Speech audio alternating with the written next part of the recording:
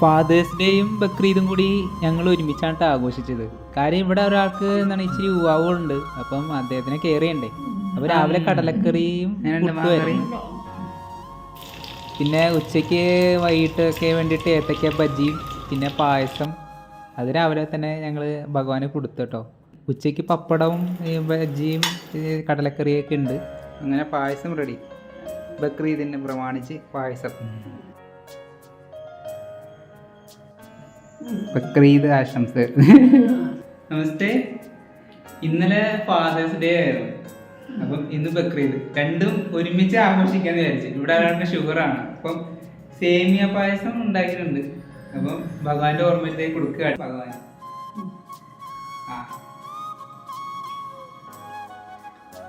അതുപോലെ തന്നെ നമ്മുടെ ഫാദേഴ്സ് ഡേ ആയിരുന്നു ഇന്നലെ, അതെല്ലാം കൂടി ഒരുമിച്ചാണ് ആഘോഷിക്കുന്നത്.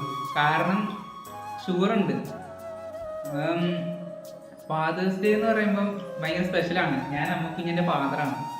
ഇന്നലെ ബ്രഹ്മകുമാരീസിൽ കൈപൊക്കാൻ പറഞ്ഞു അച്ഛന്മാർ. അപ്പം ഞാനും കൈപൊക്കി. കാര്യം എന്ന് പറഞ്ഞാൽ ഞാൻ ഫാദറാണെന്ന് എനിക്ക് ഉറപ്പുണ്ട്. ഞാൻ അമ്മേനെ അതേപോലെയാണ് നോക്കണത്, ഒരു കുഞ്ഞിനെ പോലെ നോക്കണം. അപ്പം എൻ്റെ മോളെ പോലെ. അപ്പം മോളുടെ സ്ഥാനത്ത് നോക്കുമ്പോൾ ഞാൻ ഫാദറാണ്. അപ്പം ശരീരധാരികൾക്ക് എല്ലാവർക്കും അച്ഛന്മാരുണ്ട്, ശരിയല്ലേ? ശരീരം ധരിച്ച എല്ലാവർക്കും ഓരോരുത്തർക്കും ഇൻഡിവിജ്വലായിട്ട് അച്ഛനമ്മമാരൊക്കെ ഉണ്ട്. അതേപോലെ തന്നെ ലോകത്തുള്ള എല്ലാ ജനങ്ങൾക്കും കൂടി ചേർന്ന് ഒരേ ഒരു അച്ഛനേ ഉള്ളൂ. എല്ലാ ആത്മാക്കളും കൂടി ചേർന്ന് ഒരു അച്ഛനേ ഉള്ളൂ. അത് പരംപിത പരമാത്മാ ശിവഭഗവാനാണ്. അതേപോലെ തന്നെ ആ ശിവനെ തന്നെയാണ് അള്ളാഹു, യഹോവ എന്നെല്ലാം വിളിക്കുന്നത്. അദ്ദേഹത്തിന് ശരീരമില്ല, നമുക്കെല്ലാം ശരീരമുണ്ട്. ശരീരം ധരിച്ചവർക്ക് എല്ലാവർക്കും ഇൻഡിവിജ്വലായിട്ട് അച്ഛനമ്മമാരുണ്ട്. പക്ഷേ ഈ ലോകത്തുള്ള എല്ലാവർക്കും ചേർന്ന് ഒരു അച്ഛനേ ഉള്ളൂ. അതാണ് നമ്മുടെ പരംപിതാവ്, പരമാത്മാ. എല്ലാവരും അച്ഛ, അള്ളാഹു, ശിവ എന്നെല്ലാവരും വിളിക്കണം, യഹോവ എന്നെല്ലാം വിളിക്കണത്.